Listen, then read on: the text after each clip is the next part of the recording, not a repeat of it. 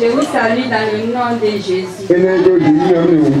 Vraiment, je ne savais pas qu'un jour j'allais m'arrêter devant papa. Je suis une mère de famille, j'ai 3 enfants, le 3e. Un jour, papa est venu ici. Il dit prier. Il y a des blocages dans la vie des femmes. Il y a beaucoup de blocages. Et effectivement, ce que papa disait était la vérité. Il y a mon petit garçon, il a 4 ans maintenant. À chaque fois qu'il prend grossesse, ça quitte. Je dis, mais Seigneur, qu'est-ce qui se passe dans ma vie? Qu'est-ce que j'ai fait? Maman avait 10 enfants, je suis restée que seule. Partout où je passe, on dit que c'est le témoignage de ta famille. Je dis, bon, je vais payer mon nuit. Papa dit, chacun n'a qu'à payer son nuit. C'est que ton problème, chacun n'a qu'à payer.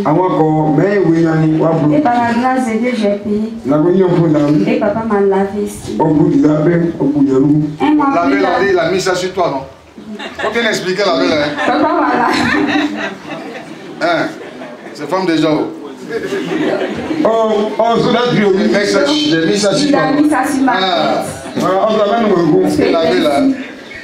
Un mois plus tard, et j'ai pris la grossesse de ce bébé. Et moi et mon mari, le jour je l'ai mis au monde, mon mari dit, bon, si c'est un garçon, c'est le papa. Si c'est une fille, on verra. Et par la grâce de Dieu, j'ai fait un gosse et j'ai appelé le pasteur Philippe pour lui dire à pasteur. Voilà ce qui s'est passé. Il faut dire ça à papa. Ça fait 3-4 ans que tu ne donnais pas de grossesse, c'est ça? Et là, ça va. Ça va, papa. Faut pas pleurer, il va donner.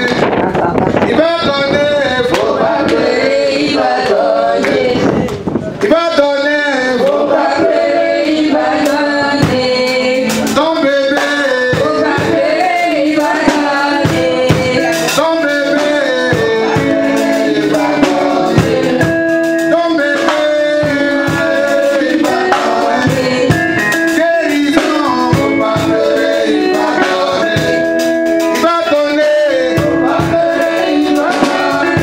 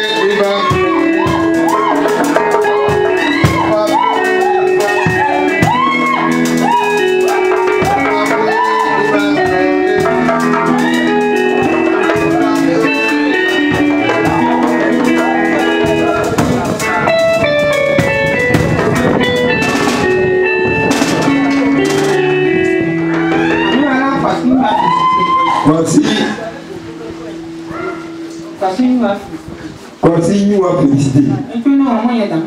C'est la plus à mon papa qui m'a donné la sorcellerie. C'est un rêve, elle m'a initié. Et dès qu'elle m'a donné la sorcellerie, il m'est réveillé. Et celui qui m'a élevé, il a dit que c'est là, elle est venue me chercher. Elle m'a dit que tu vas faire quoi? Moi-même, je ne sais pas ce qu'il va faire. Et elle m'a dit de venir au village.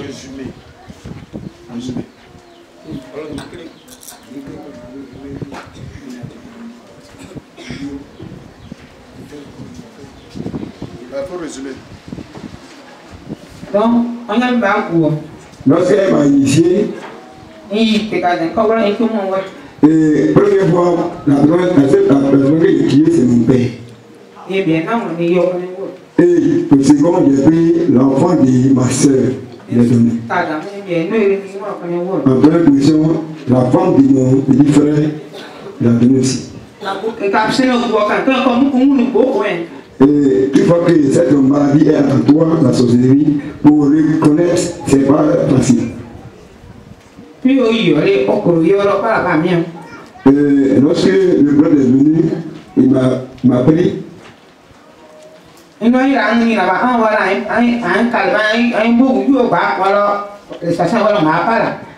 mère a dit que parmi les enfants, c'est toi qui as été désigné qui est sorcière. C'est Dieu donné. Et puis il est béni. Voilà, c'est pas moi. Non, ouais, Dieu donné. Elle a nié devant sa mère que non, elle n'est pas sorcière. Et c'est pas facile de reconnaître que tu es sorcier ou sorcière. Et lorsque l'enfant était donné à parler dans notre sang qui dirait, mon petit frère est quitté à Abidjan et il est venu. Et lui a crié 6 mois mon petit frère. Ainsi que mon grand-père ils ont dit bon, ils vont empoisonner. Et je lui ai dit mais toi-même, il y avait beaucoup de choses. On ne va pas comme ça. Tu as combien de personnes avant? Ouais, maintenant, 3 personnes. qu'est-ce qui s'est passé après? Et lorsque c'est ici, l'homme de Dieu m'a délivré. Je suis en paix, mon âme reste bien. Et lorsque tu as cette maladie, la sorcellerie, tu ne dois pas la nuit. Quelqu'un qui t'a initié, il a tout pouvoir sur toi, donc il peut t'envoyer à n'importe quelle heure, à n'importe quel moment. Et lorsque toi tu n'arrives pas à accepter que dans l'année, c'est ta mission, il va te frapper. Et Dieu merci que l'homme de Dieu est venu me faire, il m'a délivré. Et j'ai à mes frères et sœurs, ceux qui sont encore dans cette pratique, il ne faut pas les voir avoir honte, mais comme venir se faire délivrer. Et cette maladie, c'est ça, l'autorité sur toi. Tu n'as pas ton témoignage. Et ça garde toute ta vie. Et même ton propre fils, tu veux le mettre au monde, mais si ça va bien, tu le manges. Mais bon, c'est à cause de ça que je remercie le bon Dieu. Si Dieu envoie son serviteur, et si celui-là que Dieu a envoyé, il dit que l'on laisse ce que nous faisons, la vraie pratique. Ceux qui ne veulent pas encore accepter cette parole, ceux qui veulent encore détruire. Moi aussi, je remercie Dieu. Je dors bien. Mon homme est en paix. C'est mon témoin. Est-ce qu'on peut acclamer Jésus?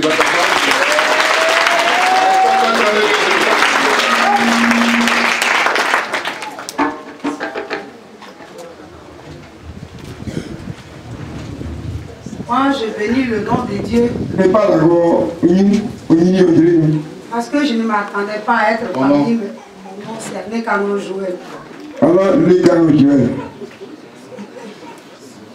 Donc, depuis à l'Assemblée de Dieu, je n'avais pas une maladie de maux de dos.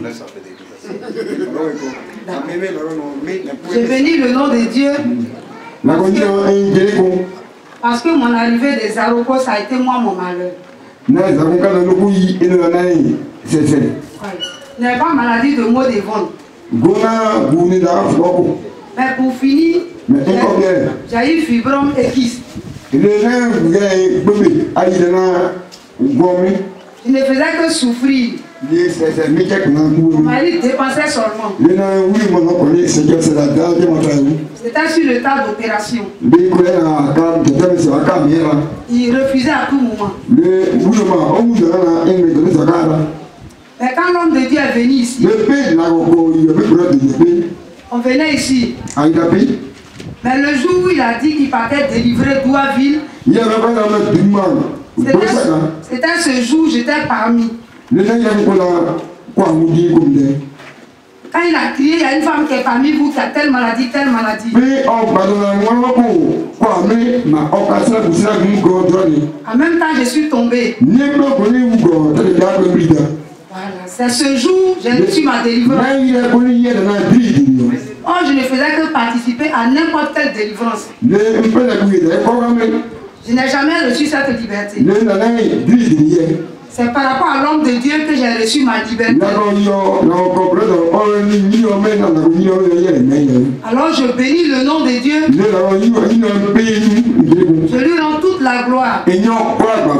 Qui fortifie aussi l'homme de Dieu. Qu'il m'encourage aussi à persévérer jusqu'au bout. Au nom de Jésus.